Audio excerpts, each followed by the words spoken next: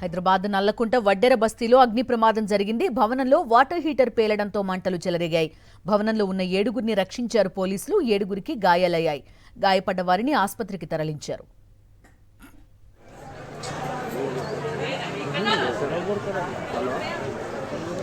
అది వాళ్ళు 5 రోజులు వస్తేనే మనకు పూర్తి వివరాలు అందిస్తారు మా కరెస్పాండెంట్ సుస్మిత. సుస్మిత, చెప్పండి, మొత్తం 7గురికి గాయాలైనట్టుగా తెలుస్తోంది. ఎక్కడున్నారు ప్రస్తుతం ఆ 7గురు? ప్రమాదానికి సంబంధించిన వివరాలేంటి?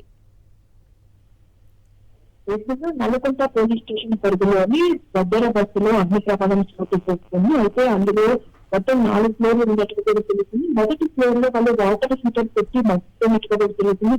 చాలా సేపు ఉండడం కారణంగా ఒక్కసారి కూడా అది పేలి మంటలు చెలరేయడంతో పైన కొంతమంది వ్యక్తులు కూడా ఉన్నట్టు కూడా సమాచారం. దాదాపు 7 మంది ఉండగా వెంటనే పోలీస్ స్టేషన్ పరిధిలో వాళ్ళకి సమాచారం రావడంతో అక్కడికి వెళ్ళి మొత్తం 7 మందిని కాపాడి కిందకి తీసుకొచ్చినట్టుగా కూడా తెలుస్తుంది. అయితే దీని ప్రధాన కారణం వాటర్ హీటర్ పేలడం కారణంగా ఆ ఫ్లడ్ లోంచి పూర్తిగా మంటలు చెలరేగినట్టుగా కూడా తెలుస్తుంది.